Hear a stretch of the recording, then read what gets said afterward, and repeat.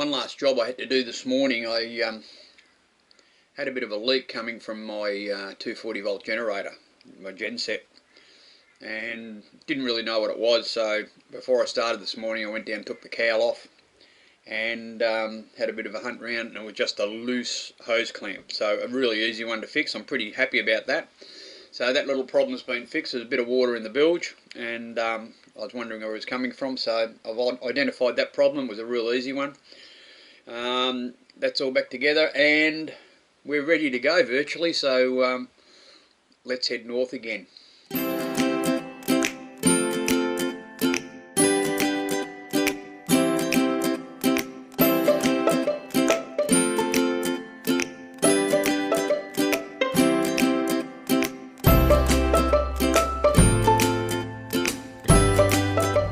Bit of an early start this morning. It was about 2 o'clock when we left.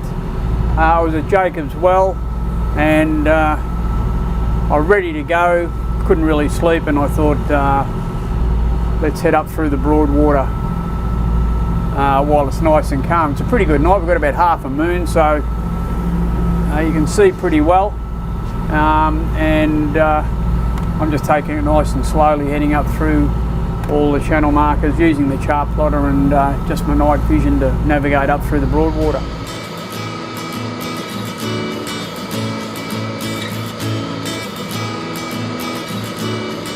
So we're heading north. A bit different this series because I'm doing this trip on my own, and it's the first time I've done that for a while. I've always had Pip on board, and you're all with the dog on board or with Ted on board.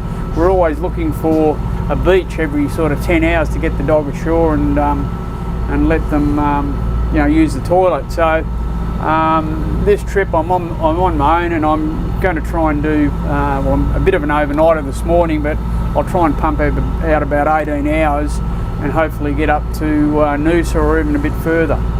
So that's the plan for this trip, and yeah, it's a nice early start, but it's a great night, and the only thing I've got to watch out for is cray pots, so I'm keeping a good look out for them.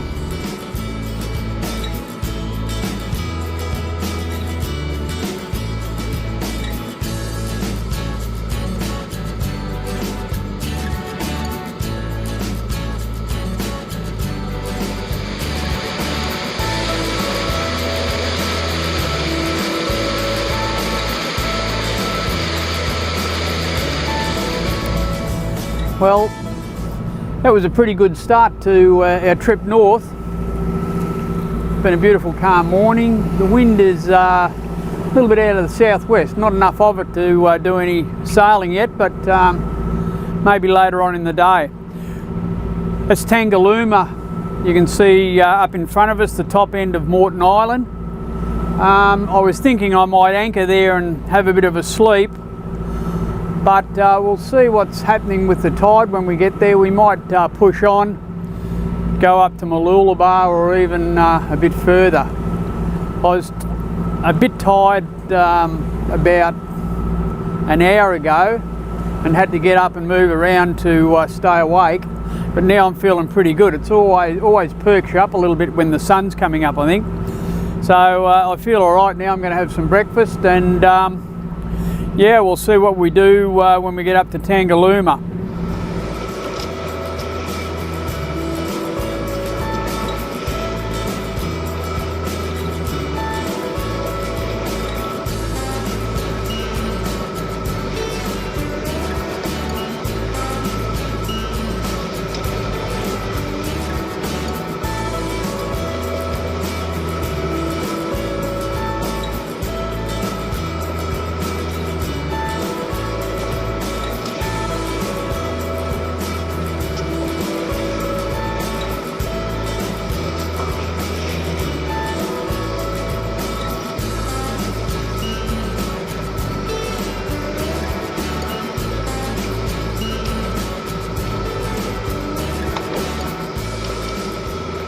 A few people have asked about the sail, whether it's worthwhile, the cost of it and things like that.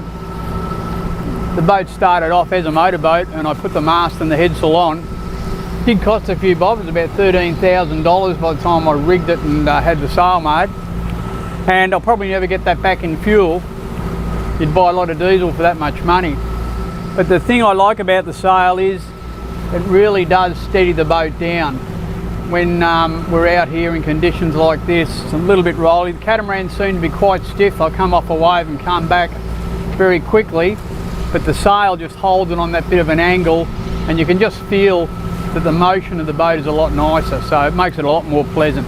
It's an easy sail to pull out. I can do it myself, so I can get the sail out by myself, wind it up by myself, and it's a bit of a no-brainer. But monetarily,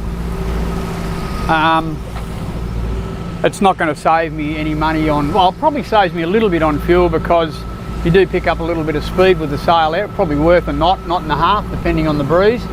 But the best thing about it is it really does slow the motion of the boat down a bit. It makes it a lot less stiff.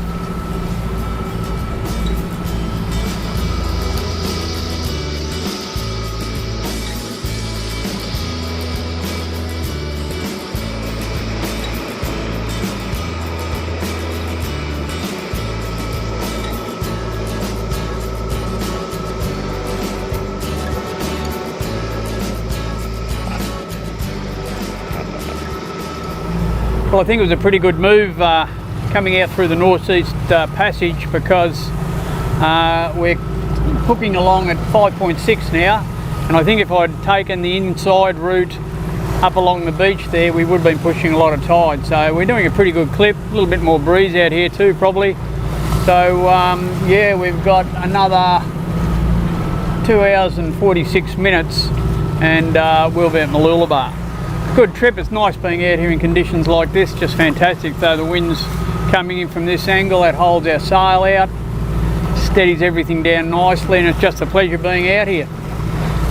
Good to be out at sea. I haven't been out here for a long time, so it's good to get a few sea miles under the feet and under the bottom of the boat.